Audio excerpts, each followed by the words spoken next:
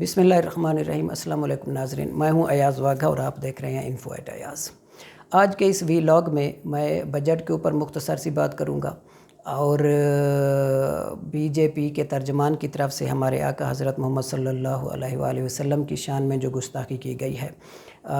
उसके ऊपर पूरी दुनिया से क्या रिएक्शन आ रहा है इसके ऊपर बात करूंगा। और आज 12 जून है और 12 जून का दिन आलमी सतह पर चाइल्ड लेबर के ख़िलाफ़ मनाया जाता है, तो इसके ऊपर भी बात करूंगा। मैं समझता हूँ ये जो मौजूदा हुकूमत है इसके पास इस वक्त ज़ीरो लेजिटिमेसी है, लेकिन फिर भी वो हुकूमत कर रहे हैं और उन्होंने साल 2022-2023 के लिए बजट भी पेश कर दिया है और जो बजट का हुज्म है वो 9,500 अरब रुपए है।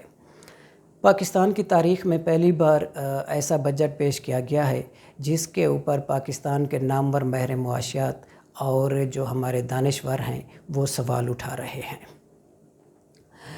माहिरीन के मुताबिक मुआशी माहिरीन के मुताबिक इस साल जो बजट खसारा है वो 3,400 अरब रुपए से की बजाय 30 जून 2022 तक 5,000 अरब रुपए की बुलंद तरीन सतह तक पहुंच जाएगा। और इतने बड़े खसारे के साथ जब बजट पेश किया जाता है तो उसका जो असर है वो तरक्याती प्रोग्राम्स के ऊपर पड़ता है, दिफाई प्रोग्राम्स के ऊपर पड़ता है और सबसे ज़्यादा जो गरीब आवाम के लिए सब्सिडी और प्रोग्राम्स होते हैं उनके ऊपर भी इसका बहुत बुरा असर पड़ता है। हुकूमत की जानिब से पेश किए जाने वाले बजट में मुख्तलिफ़ शोबों में जो टैक्स लगाए गए हैं उनमें से सबसे ज़्यादा टैक्स पेट्रोलियम मसनूआत यानी लेवी की मद में लगाया गया है और गवर्नमेंट का जो हदफ है वो 750 अरब रुपए इकट्ठा करने का है, यानी 2022-2023 के में वो 750 अरब रुपए इकट्ठा करने का हदफ है गवर्नमेंट का। अब हमारे जो गुज़श्ता साबका जो हमारे वज़ीर ख़ज़ाना हैं शौकत तरीन साहब, उनका कहना है कि पेट्रोलियम मसनूआत में बहुत ज़्यादा इजाफ़ा होने जा रहा है और 15 जून से कोई मिड जुलाई तक जो पेट्रोल है वो 300 रुपए तक पर लीटर पहुंच जाएगा और जो डीज़ल है उसकी कीमत 310-320 रुपए पर लीटर हो जाएगी। अब अगर खुदा न खास्ता कीमतें इतनी हद तक बढ़ जाती हैं तो गरीब आदमी का क्या हाल होगा और वो किस तरीके से सरवाइव करेगा, जबकि अभी आते ही इन्होंने जो 60 रुपए पर लीटर फ्यूल की कीमतें बढ़ाई हैं उससे गरीब आदमी का जो जीना है वो मुश्किल हो गया है और वो नहीं जी पा रहा। तो जब 300 रुपए लीटर हो जाएगा तो वो किस तरह सरवाइव करेगा और उसका क्या हाल होगा। अब एक गरीब आदमी, रेढ़ी वाला, एक डेली वेजर, एक फैक्ट्री में काम करने वाला मज़दूर और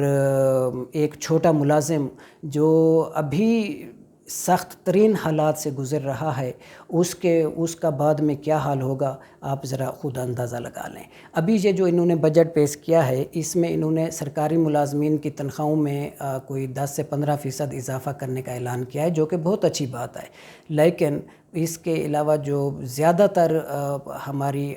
आवाम है वो तो फैक्ट्रियों में काम करने वाले हैं, वो तो डेली वेजर हैं, वो तो बाकी छोटी मोटी दुकानों पे काम करते हैं और बाकी छोटे मोटी वो जो प्राइवेट जॉब्स करते हैं, तो उनकी तनख्वाहें तो नहीं बढ़ने जा रही, तो वो किस तरह गुजारा करेंगे। और हमारी जो हुकूमत है और हमारे जो वज़रा हैं वो बड़े फ़ख्र से कह रहे हैं कि उन्होंने पेट्रोल की मद में जो उनको गरीब आवाम के टैक्स से जो ख़र्चा मिलता है उसमें उन्होंने 40% कमी कर दी है। अब मतलब क्या जवाज़ है उनके पास, क्या अखलाकी जवाज़ वो रखते हैं कि एक गरीब आवाम के टैक्स से वो अपनी बड़ी बड़ी गाड़ियों पे घूमें और पेट्रोल लें गरीब आवाम की टैक्स से हमसे, और वो बड़े बड़े मोहल्लात में रहते हैं, वो इधर पार्लियामेंट लॉजेस में किस तरह वो अयाशियाँ कर रहे होते हैं, वो सेहत के लिए हमसे पैसा लेते हैं। क्या ये कोई गरीब लोग हैं? ये तो बड़े बड़े लैंडलॉर्ड हैं। عام آدمی، غریب آدمی تو الیکشن لڑنے کے بارے میں سوچ بھی نہیں سکتا کہ وہ الیکشن لڑے اور اسمبلی تک پہنچے۔ یہ تو وہی جو پچھلی وی لاگ میں نے کہا تھا کہ 30 خاندان ہیں جو ہمارے اوپر حکمرانی کرتے آ رہے ہیں، یہ تو وہی لوگ ہیں، یہ تو لینڈ لارڈ ہیں، ان کے پاس بڑے بڑے محلات ہیں، ان کے پاس فیکٹریاں ہیں، ان کے بڑے بڑے کاروبار ہیں۔ تو یہ قطعاً اخلاقی جواز نہیں رکھتے کہ غریب عوام کی ٹیکس سے اپنی گاڑیوں میں پیٹرول ڈلوائیں، غریب عوام کے ٹیکس سے یہ اپنی صحت کے اوپر خرچ کریں، اور غریب عوام کے ٹیکس سے یہ بیرون ملک دورے کریں، اور باقی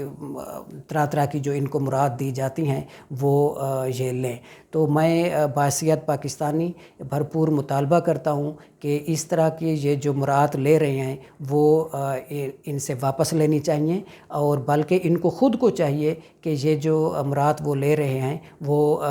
ابھی جن حالات سے پاکستان گزر رہا ہے وہ مراعات واپس کر دیں۔ اب جو بی جے پی کی جو گورنمنٹ نے، بی جے پی کی ترجمان نے جو ہمارے آقا حضرت محمد صلی اللہ علیہ وآلہ وسلم کی شان میں گستاخی کی ہے، اس کا دنیا بھر سے بہت زبردست ریاکشن آ رہا ہے، اور یہ تاریخ میں پہلی بار ایسا دیکھنے کو مل رہا ہے کہ عرب کنٹریز، جب آپ نے دیکھا ہوگا کہ یورپ میں بدقسمتی سے جب اس طرح کے واقعات ہوتے رہے ہیں تو عرب کنٹریز سے کوئی ایسا خاطر خواہ جو ہے وہ ریاکشن نہیں آتا تھا، لیکن اس بار تمام عرب کنٹریز سے بہت زبردست ریاکشن آ رہا ہے، اور بھارت کے جو کروڑوں لوگ گلف کنٹریز میں جو ملازمت کرتے ہیں وہ شدید متاثر ہو رہے ہیں، ان کا روزگار جو ہے وہ خطرے میں پڑ گیا ہے، اور میں سمجھتا ہوں اس کا کریڈٹ جو ہے وہ جناب عمران خان کو جاتا ہے، اور انہوں نے جو بہت ہی ایک زبردست طریقے سے اسلاموفوبیا کے اوپر بات کی ہے اور دنیا سے منوایا ہے کہ ہمارے آقا حضرت محمد صلی اللہ علیہ وآلہ وسلم کی شان میں اگر گستاخی کی جائے گی تو اس سے پوری دنیا کے مسلمان ہرٹ ہوتے ہیں، اور یہ قطعاً کوئی فریڈم آف ایکسپریشن نہیں ہے۔ اور اس بات کی تائید جو ہے ریسنٹلی روس کے پریزیڈنٹ نے بھی کر دی ہے، پیوٹن نے، اور انہوں نے اپنی ایک سپیچ میں کہا ہے کہ محمد صلی اللہ علیہ وآلہ وسلم کی شان میں گستاخی قطعاً فریڈم آف ایکسپریشن نہیں ہے، تو اس طرح کے واقعات ہرگز نہیں ہونے چاہیے۔ اب آج کا جو دن ہے 12 جون، یہ چائلڈ لیبر کے خلاف پوری دنیا میں منایا جاتا ہے۔ پاکستان میں بدقسمتی سے اس دن کو کوئی بہترین طریقے سے نہیں منایا گیا، لیکن فیصل آباد میں پاکستان لیبر قومی موومنٹ کی طرف سے ایک بہترین ریلی کا انعقاد کیا گیا، اور پاکستان لیبر قومی موومنٹ کے جو پریزیڈنٹ ہیں جناب لطیف انصاری صاحب، انہوں نے ایک ریلی کا انعقاد کیا اور اس کو لیڈ کیا، اور انہوں نے ایک پوری دنیا کو اور خصوصاً گورنمنٹ آف پاکستان کو میسج دیا کہ یہ جو فیکٹریوں میں اور دکانوں پہ اور ادھر ادھر جن بچوں کی ایج ہے پڑھنے کی، وہ جو کام کر رہے ہوتے ہیں تو اس کے خلاف سخت ترین ایکشن لیا جائے، اور اس وقت بدقسمتی سے 2 کروڑ کے لگ بھگ ہمارے بچے جو ہیں وہ سکولوں سے باہر ہیں، تو اس کے اوپر ہمارے جو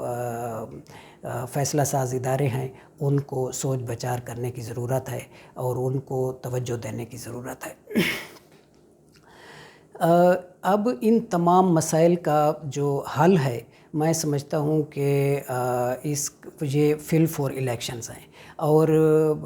بحیثیت پاکستانی میرا یہ مطالبہ ہے، اور میں چاہتا ہوں کہ میری یہ آواز تمام لوگوں تک پہنچے، اور جو ایوان میں خصوصاً جو لوگ ہیں ان تک پہنچے۔ ہمیں چاہیے کہ ہمیں جلد از جلد الیکشن کی طرف جائیں، اور جو ہماری سیاسی جماعتیں ہیں وہ نئے مینڈیٹ کے ساتھ، فریش مینڈیٹ کے ساتھ گورنمنٹ میں آئیں، اور یہ جو دن بدن ہم تنزلی کی طرف جا رہے ہیں اس ملک کے اوپر کچھ رحم کھائیں اور کچھ بہتر فیصلے کر سکیں۔ جس حکومت کے پاس مینڈیٹ ہوگا ظاہر ہے پھر وہ ایک فیصلہ کرنے کی بھی طاقت رکھتی ہے، اور وہ اچھے فیصلے تب جا کے کر سکتی ہے۔ تو اس کے ساتھ ہی آپ سارے دوستوں سے گزارش ہے کہ میرے چینل کو سبسکرائب کریں، لائک کریں اور باقی دوستوں کے ساتھ شیئر کریں۔ اب ہماری ملاقات ہوگی اگلی ویڈیو میں، تب تک کے لیے اپنا خیال رکھیے گا۔ اللہ حافظ۔